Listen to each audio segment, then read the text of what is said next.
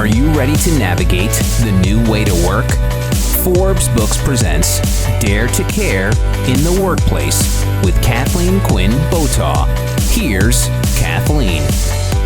Welcome back to my conversation with Michael Bush, the CEO of Great Place to Work and the author of A Great Place to Work for All. Better for business, better for people, better for the world. Michael, Korn Ferry came out with a study recently that said 50% of people in the workplace are reporting some form of mental health distress. So how do leaders help their people through those events while trying to get work done at the same time when people have real issues to overcome? Yeah, well, Kathleen, this is a case where we as leaders have to make sure on our, what has become the norm now, the 30-minute meeting, we got to find a way to connect with the people in the meeting and the other person. We have to find a way. We can't be so busy that we can't say, what are you looking forward to doing this weekend? Right. What happened last weekend that you wish you had done that you didn't get to do? How are your pets doing? We have to find a way to do those things. All those things restore the mental health of both people because it's a human experience. It's not a transaction. And then the other thing is, when you at Great Place to Work, we start all of our meetings that way. We have meditation sessions every week run by different employees. When something crazy goes on in the world, some tragic event, we have an hour of understanding where people can just zoom in and just talk about what's going on for them. No solutions, and just know that they're not alone. So these are things that are very easy to do. They don't cost much money. They take intention. But the most meaningful thing is to be reminding your team, reminding your employees about the importance of a 15-minute walk every day, reminding them of that. And then be ready when they ask, are you doing it? And then about meditation, free apps all over the place now. But it's hard to talk to your employees about it if you're not doing it. Tell me about the 15-minute walk. Yeah, the 15-minute walk is that we have a call every Monday with our people in the U.S. Every other Thursday, our people all around the world. I talk about it every time I am in that meeting. I'm reminding people about 15 minutes. I said, here's the problem with the hour walk. You won't do it. Here's the problem with the 30-minute walk. You won't do it. You can make the 15-minute walk, and it can be just walking around your backyard. It could be walking around the block, the neighborhood. Nothing dramatic. You don't have to join anything. And then I will, on mine, take pictures of my feet and send them to people. And that creates an accountability. I got to get my walk on. I got to keep my meditation game up. And financial health is important. It's important to talk to people, especially newer people in the workforce, about the power of compounding, about a 401k, and those kinds of things. Things that, with the experiences you and I have had in our working world, passing on things. It's not what you make, it's what you save. And do you really need that now? It's like I always talk to my employees about when you're depressed, when you're going through trauma, all the things we've gone through the last 3 years. And I will talk to them about having that smartphone and looking at things to buy, but don't hit the green button. Don't do it. So they know I care about them and their family's financial health. It's evident because I do it all the time. What people want, need, and many now are coming to expect. Because if you work at a place that's doing that and then you go to a place that isn't, it becomes less compelling. So, but the beautiful part is when you're doing these things, you are creating an accountability. It's like, because we're talking about this, Kathleen, you're going to walk a bit more. So am I. It's just naturally what happens.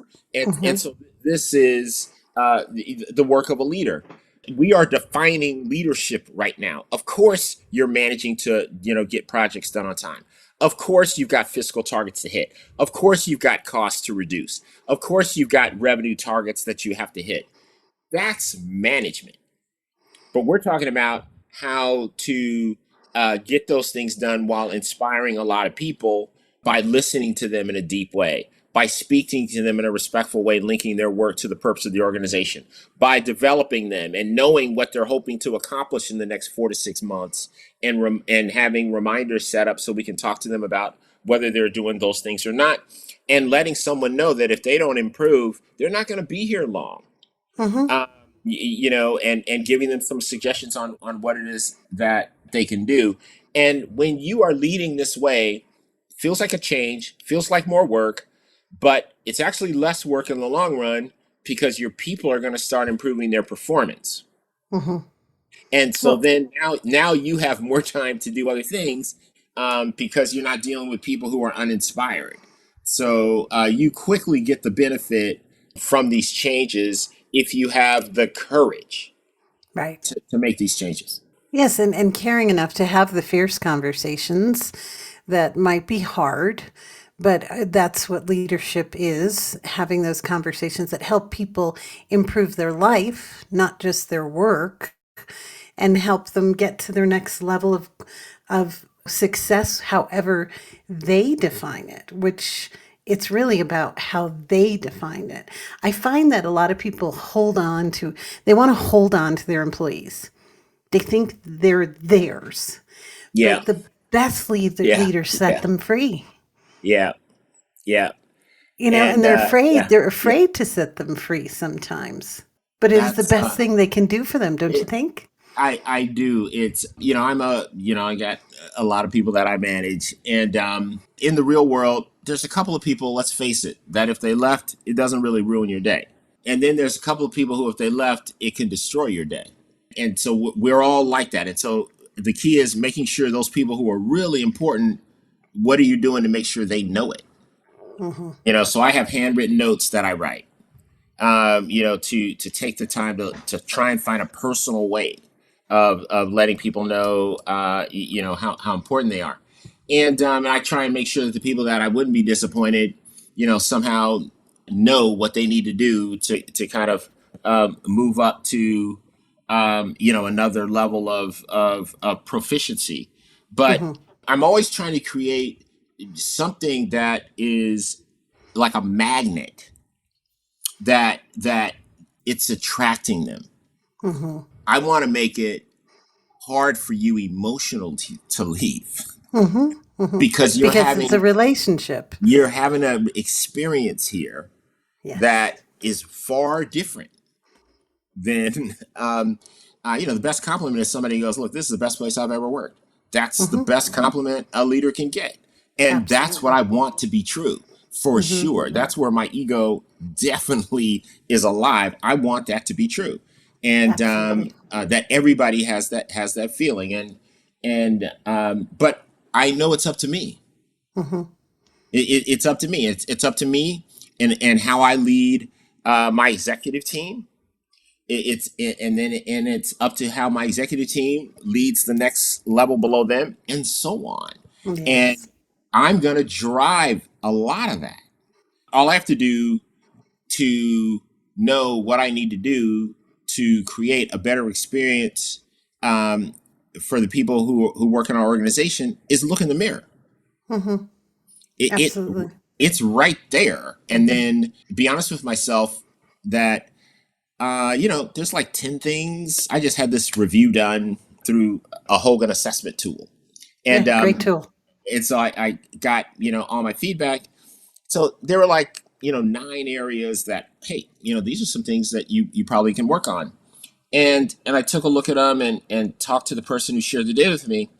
And I was like, that one, probably not going to work on that. That one, not going to work on that. That one, not going to work on that. And I'm like, that one, going to work on that. That one, going to work on that. Because 10 things is too many for me. Yes. That just sets me up. But kind of thinking about the things that I can see, the impact that they'll have on people. And I feel like me, like everybody else, any other leader, you ought to know the 2 or 3 things you're working on and know that the difference that they're going to make. I got great data to tell me, these things that I can do. And also when I look at the data, I'm like, I think that's accurate. So, now I can get to work. Yeah, absolutely. That's the Hogan 360 for those of you who are listening. As you mentioned, you're really talking about the employee experience because when the employee has a great experience, so do you as a leader. So do the peers who are working with that employee, and so do the customers you're trying to serve. So when the employee has a great experience, all boats rise, right? So Yeah. we'll all win when that particular audience has a better experience in all of our companies. So in the news lately, there's been all kinds of phrases, kind of sound bites coming out about the employee situation we find ourselves in. The great resignation, the quiet quitters, the quiet returners, the career cushioners. Now we're talking about the great reassessment. There's not a lot of inventory out there for companies. There's more jobs than there is people who want to work. So what are your thoughts on this great reassessment and all the other phrases that are popping up out there for leaders to be thinking about and addressing? Yeah, I think there's a lot of clickbait out there, Oh, and so much. you just went through the list, and so that's kind of what part of the role of the media is to produce clickbait, and Get us all worked up into a frenzy and freaked pretty out. much, and normally the thing that gets us going is something negative. Yes. It's something negative, it's not the great flourishment. Yeah. It's never that. It's always something negative. Yeah. And, because that works because, part of our nature is attracted to that. But I think, what's important. So some people will say all those things are aspects of and are going to affect the future of work. I don't think so. Our data shows that the only place where we've seen the great resignation is in healthcare. It's the only industry where people have left and are not going back to the industry. So it's really not real. It's people who have left hospitality or going back to other hospitality companies. Something happened in the relationship with them and their employer where they didn't feel cared for, and so they moved to something else. That's not a resignation. That's like, I'm leaving this job and looking for something else. People weren't sitting at home doing nothing. That just didn't happen. Acting your wage, that's not real. There's always a part of the population. It's a normal distribution in any workforce, any demographic group, that you've got some people who, really aren't giving all of themselves, to the workplace. So nothing new has happened to create a new statistical distribution that higher achievers are now low achievers or are limiting the contribution. Yeah, I So really don't like that one, the act your wage piece. yeah, It's yeah, like that nobody but ever got anywhere doing that. no, and people just are real people with families and Yes. rent and mortgages and car notes. So it's just, but it gets the clickbait going. But Yeah. what's really important is, what is it we should be doing? For me, it's kind of where we started. The future of work is for all. The future of work for a leader, for an organization, is to look at the people who work for them and make sure each one of them is having a great experience and feeling that that's the leader's job. Now, if there's a person that they don't want to be there, well, that's management. If you just can't handle the person, move the person out of the company. Hmm.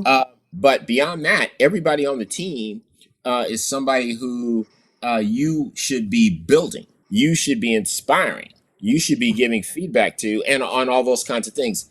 That's it. Having 10 people, 20 people, 1,000 people who are really having a great experience and making sure you're leading in a way to do that. That's the future.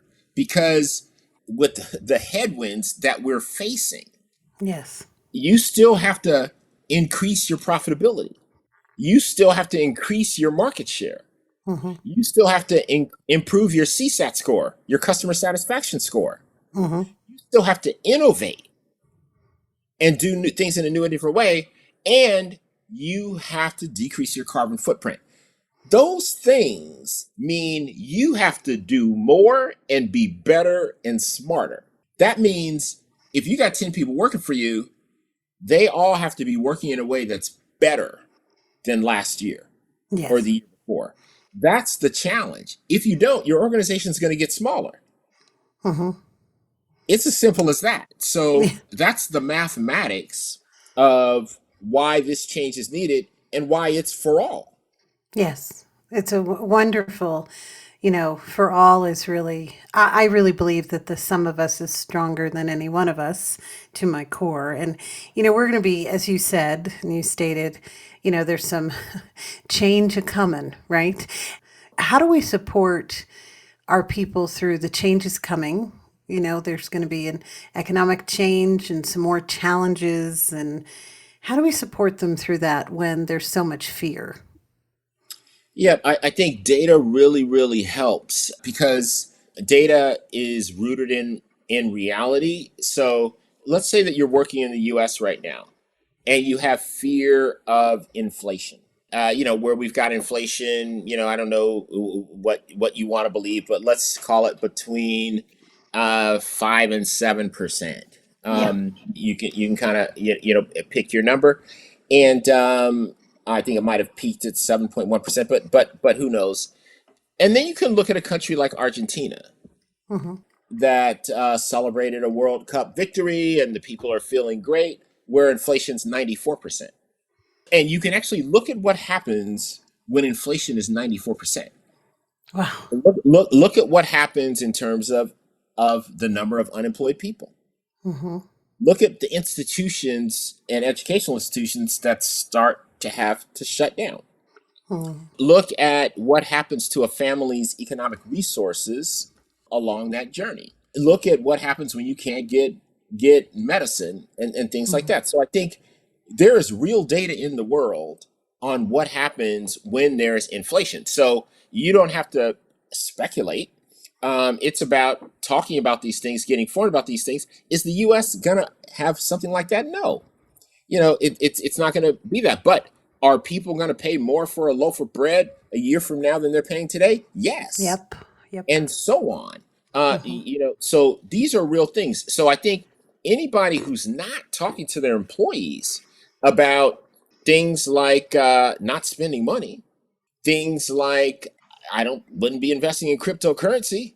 No, no. There are things that we know enough already to pass on to people, and the Hmm. main thing is don't spend money. That's the big message that any employer can provide to their employees that employees will thank them for. That's, I think, the obligation. I think this is, the tip of the spear in terms of messaging right now.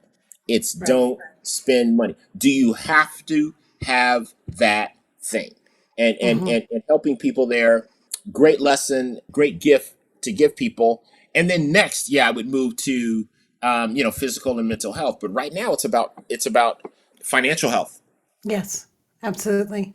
And making sure you can secure the future for your family, because that's what we all want. People Yep. want a better life. That's why they work. So, Michael, how do people get in touch with Great Place to Work to become a great place to work and participate in the great work that you're doing?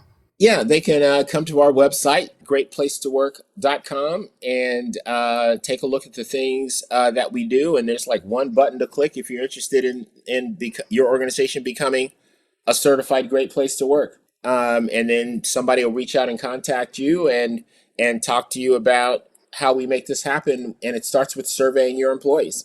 So we deal with the facts, and we have a nice tool that 14,000 companies use around the world to know how things are going, and a tool that lets them know all the things we've been talking about, which is Hmm. really how to be a better leader, to create a higher level of care and connection. So it's not just the leader's responsibility. Everybody has a role to play. I'm also on LinkedIn, Michael C. Bush, and people can join up there. We put our research up there for free. We got all of our research and blog information on all the things we've been talking about. There's a blog about it on our website. So, That's um, wonderful. we write about those things and try and help people understand what's real and what isn't based on the data, and always trying to include in one of our blogs recommendations on things that you can do. That's wonderful. Well, Michael, thank you for joining me today. I appreciate the conversation very much. Kathleen, happy to be here. I haven't seen you in a while. It's been a long time. Look forward to seeing you again in a new and safer world. And thank you for your book. Thank you for your leadership contributions, all focused on helping leaders, what we like to say, become great, because your business needs it and the world needs it too. Thank you, Michael. Have a wonderful day. You too. And that will do it for another episode of Dare to Care in the Workplace. I hope you enjoyed the show, and if you did, make sure you take a second to subscribe so you automatically get my new shows when they drop. Also, if you have a minute, I'd love if you left a review so more folks like yourself can discover the show. Until we meet again. This has been Dare to Care in the Workplace. To connect with Kathleen, go to KathleenQuinnBotaw.com. Kathleen's book, Dare to Care, is available wherever books are sold. Dare to Care in the Workplace is a production of Forbes Books.